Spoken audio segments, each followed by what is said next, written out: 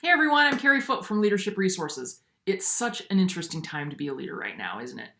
We've been talking with a lot of our clients over the last few weeks about what great leadership during times of challenge and crisis can look like. And I'll tell you, the qualities that keep coming up really center around a theme of emotional intelligence. Things like empathy, communication, compassion, motivation.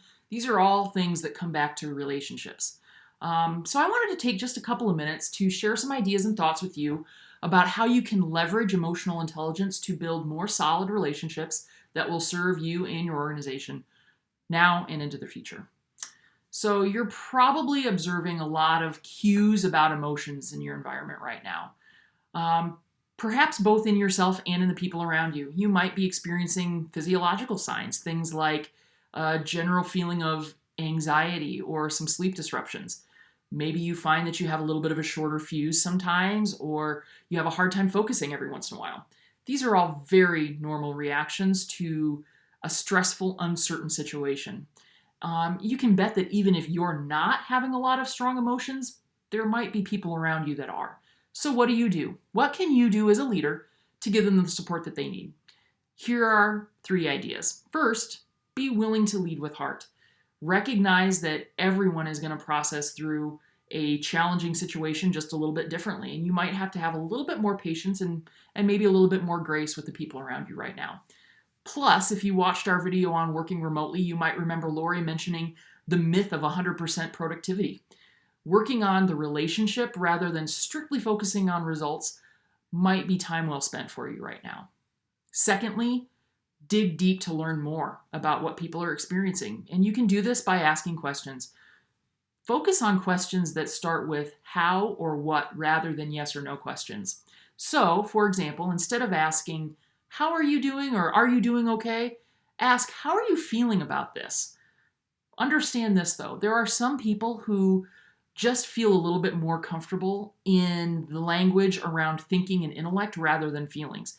If you recognize that, if you think that there might be somebody in your world that can process thoughts a little easier than feelings, just change up your questions just a little bit. So instead of asking, how are you feeling? Ask, what do you think about what's going on? What you might find is that by allowing them space to process their thoughts, they are able to give you some cues about the feelings that they're having. Finally, listen to serve, not solve. Let's be honest. There really are no easy answers for the things that are happening in our world right now. When people are having big feelings, oftentimes they don't need solutions as much as they just need to feel heard. So serving them might mean just providing some space for them to process through their feelings. Now, if you are a leader that needs to sometimes provide solutions, which is totally understandable, just ask for permission before you share your ideas. What you might find is that by allowing people space to process through feelings and process through their issues, they come up with their own solutions. And what they end with is a good solution and also feeling like they've been heard and they're not in it alone.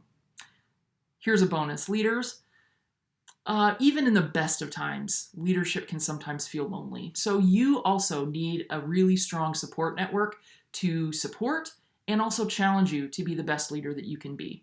So if you don't already have a strong support network, I would encourage you to intentionally find people who can help you to process through some of the challenges that you're having right now.